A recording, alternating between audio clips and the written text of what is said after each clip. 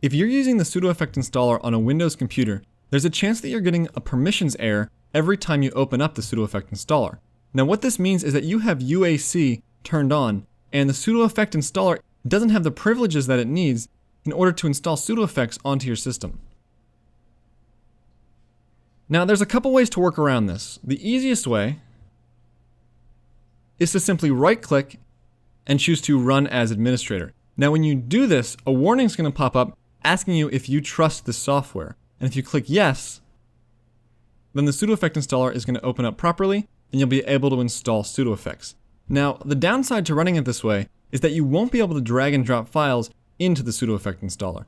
For instance, if I try to drag this pseudo file into the installer, you can see that it's not letting me drop files there.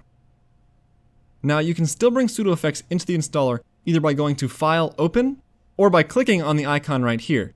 This will bring up an open dialog where you can choose the pseudo files you'd like, hit open, and it will bring them into the Pseudo Effect Installer. Now in order to have the drag and drop functionality, you'd have to turn UAC off. Now UAC stands for User Account Control, and it's a function that's built into Windows to stop malicious software from harming your computer. So it is something that's beneficial to the security on your computer, so I can't recommend that you turn it off. However, if you go into the Start menu, search for UAC, it'll bring you to this panel where you can choose the settings for the user account control that you'd like. Now in order for the Pseudo Effect Installer to work correctly, this would have to be turned all the way off. Now like I said, I can't recommend doing this because it does protect your computer from harmful software. However, unless it is turned off, you will not get the drag and drop functionality in the Pseudo Effect Installer. It's one of the limitations of Adobe Air.